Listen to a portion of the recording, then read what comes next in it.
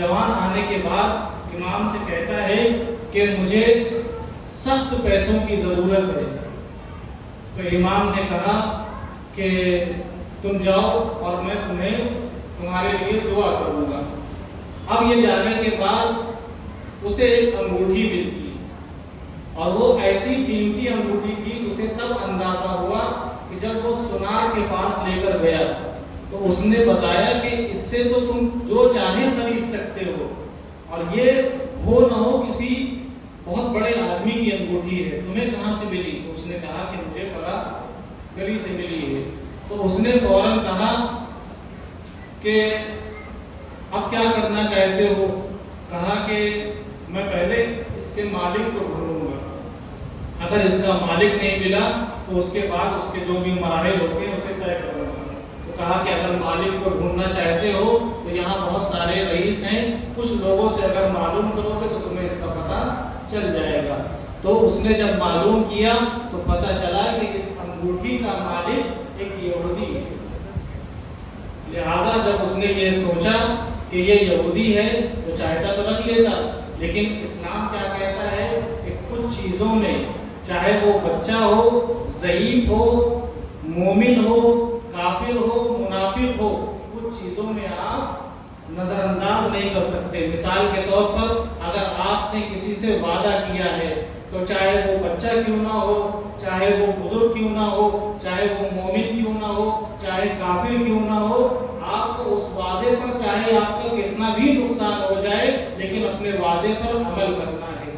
اور دوسری چیز والدین کا احترام, چاہے آپ کے والد ظالم ہی کیوں نہ ہو, کافر ہی کیوں نہ ہو, لیکن اسلام کہتا ہے کہ آپ ان کے احترامی نہیں کر سکتے. اسی طریقے سے جب اس کو خیال آیا کہ یہودی ہے اس نے کہا کہ ایک بار ملاقات کرنی ہوگی.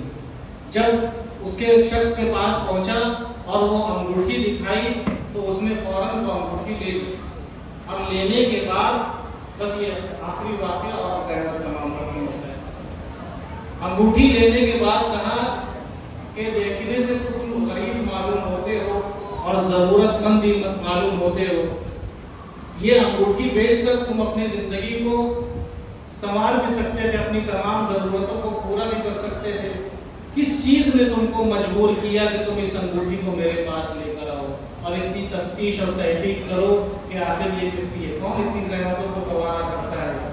تو اس نے کہا کہ میں صرف ایک چیز نے مجھے مجبور کیا کہ کل بروز قیامت جب میرے رسول خدا صلی اللہ علیہ وآلہ وسلم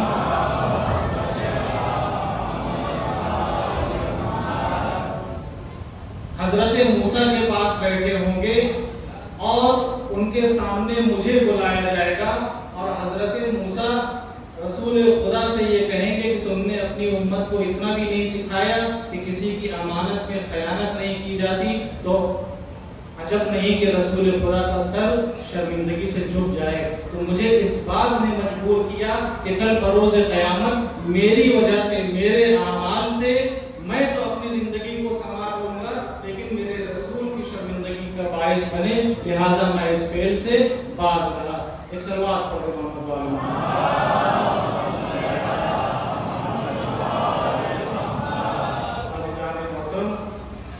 ایک چیز مکمل ہوئی کہ انسان کو ہر حال میں اللہ سے اپنے رابطے کو صحیح رکھنا چاہیے. آپ کو کسی سے بھی تکلیف ہو, چاہے کتنا قریبی ہو چاہے کتنا دوری ہو, لیکن آپ کو اللہ سے اپنی ہمیشہ پناہ رکھنا ہے. چاہے خدا بند عالم کتنی بھی چیزیں آپ کو عطا کر دے, چاہے کتنی بھی عزیز چیز آپ سے لے لے, کیونکہ دونوں صورتوں سے اللہ امتحان